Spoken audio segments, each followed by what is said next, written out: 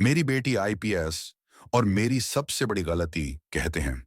बेटियां भगवान का दिया हुआ सबसे प्यारा तोहफा होती हैं और अगर वही बेटी अपनी जिंदगी बदलने की ठान ले तो वह असंभव को भी संभव कर देती है।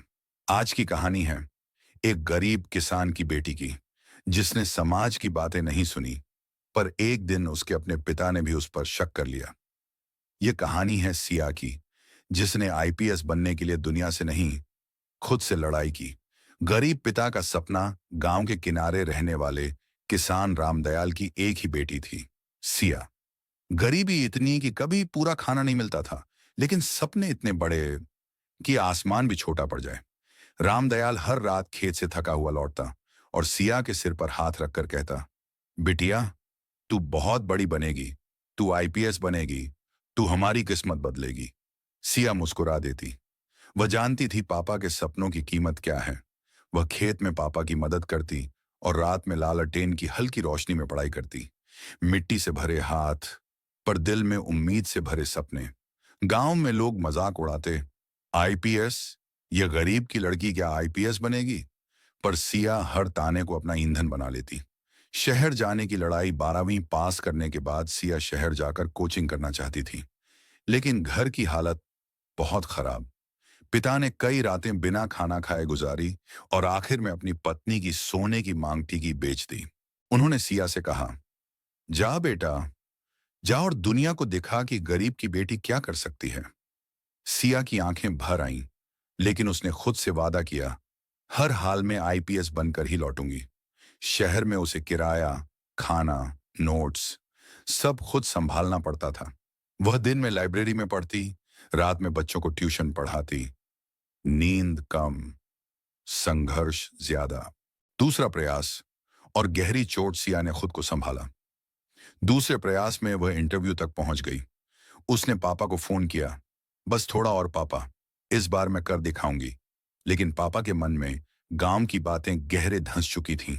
उन्होंने बस हूं कहा। रिजल्ट आया और इस बार भी सिया का चयन नहीं हुआ। वह जमीन पर बैठकर फूट फूट कर रोने लगी। उसकी मेहनत, उसकी रातें, उसकी उम्मीद, सब टूटता हुआ लगा। घर फोन किया, पापा चुप थे, बहुत चुप। सिया समझ ना पाई कि पापा दुखी हैं या उससे दूर हो रहे हैं। पिता का शक और सबसे बड़ा झटका, एक दिन कोई आदमी गांव में कह गया, आजकल लड़कियां पढ़ाई के बहाने क्या क्या कर रही हैं, हम जानते हैं। ये बात रामदयाल पर तीर की तरह लगी। उन्हें लगा सिया शायद ठीक रास्ते पर नहीं है। उन्होंने उसी रात सिया को फोन किया और कहा, बेटा, पढ़ाई छोड़ दे, घर वापस आ जा। सिया का दिल टूट गया। वह फूटकर रो पड़ी, पापा, अगर मैं हार गई तो दुनिया मुझे बिगड़ी हुई कहेगी, लेकिन अगर मैं जीत गई तो दुनिया आपको सलाम करेगी। और उसने फोन काट दिया। उसकी आवाज में दर्द भी था और जीत की आग भी। अंतिम प्रयास, अंतिम जंग, अब सिया का अंतिम प्रयास था। यह आखिरी मौका था। वह दिन में 14 घंटे पढ़ने लगी, सोशल मीडिया छोड़ दिया, दोस्तों से दूरी, खुद को कमरे में बंद कर लिया और लिख दिया अपने दीवार पर, या तो आईपीएस या फिर कुछ नहीं। उसके पिता भी बदलने लगे। उन्हें अपनी गलती का एहसास होने लगा। वह रोज मंदिर जाकर बेटी की सफलता के लिए दुआ करते। इस बार सिया ने अपनी जान लगा दी। उसकी आंखों में बस एक ही तस्वीर थी, पिता का सिर गर्व से उठता हुआ। रिजल्ट का दिन, और बड़ा ट्विस्ट, रिजल्ट वाले दिन सिया कांपते हाथों से फोन खोलती है। उसके दिल की धड़कन तेज हो जाती है और जब वह स्क्रीन देखती है, AIR 48 आईपीएस कैडरे, वह जोर से रो पड़ती है। खुशी से, राहत से, जीत से। वह सबसे पहले अपने पिता को फोन करती है, लेकिन पिता फोन नहीं उठाते। सिया बार बार कॉल करती है, पर कोई जवाब नहीं।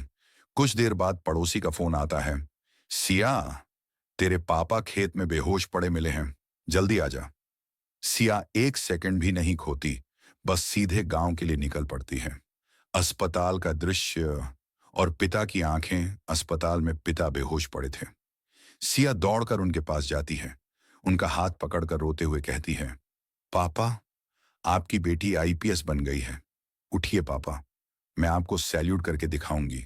धीरे धीरे पिता की आंखें खुलती हैं, आंसू निकल आते हैं। वह धीमी आवाज में कहते हैं, बेटा, मुझे माफ कर दे। मैंने एक बार भी तुझसे सच नहीं पूछा, बस दुनिया की बातें सुनकर तुझ पर शक किया।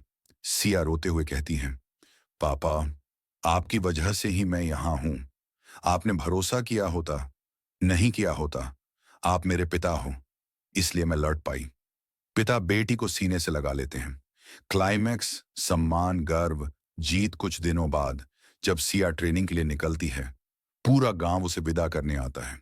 जो लोग ताने मारते थे आज वही कहते हैं, देखो, रामदयाल की बेटी आईपीएस बनी है। गांव के बुजुर्ग भी गर्व से कहते हैं, ऐसी बेटियां सौभाग्य से मिलती हैं। रामदयाल सबके सामने कहते हैं, मेरी बेटी ने नहीं, मेरे सोच ने गलती की थी। अंतिम संदेश सिया सबके सामने बोलती है, बेटियों पर भरोसा कीजिए, गलतफहमी रिश्ते तोड़ देती है, लेकिन विश्वास हर रिश्ते को मजबूत बनाता है। धीमी म्यूजिक बढ़ती है और अंतिम लाइन, बेटियां बोझ नहीं होती, वे घर का सबसे मजबूत स्तंभ होती हैं। Fade out.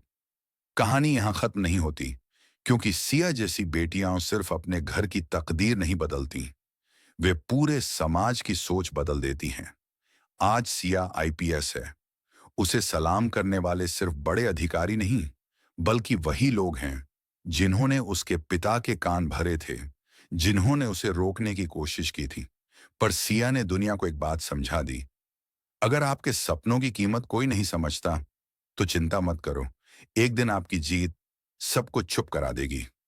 अब सवाल यह नहीं कि सिया आईपीएस कैसे बनी, सवाल यह है कि आज की सिया कहीं आपके घर में तो नहीं? वो बेटी जो रातों में पढ़ती है, तानों को सहती है, गलत फहमियों से लड़ती है और फिर भी मुस्कुराकर कहती है, एक दिन मैं साबित कर दूंगी। दोस्तों, अगर सिया की कहानी ने आपको जरा सा भी हिलाया, जरा सा भी सोचना सिखाया, तो इस वीडियो को एक लाइक जरूर करना। कमेंट में बताना, क्या आपके घर या गांव में भी कोई सिया है जो किसी के भरोसे का इंतजार कर रही है? और हाँ, इस वीडियो को ज्यादा से ज्यादा शेयर करें, क्योंकि कौन जानता, शायद आपका एक शेयर किसी बेटी की जिंदगी बदल दे।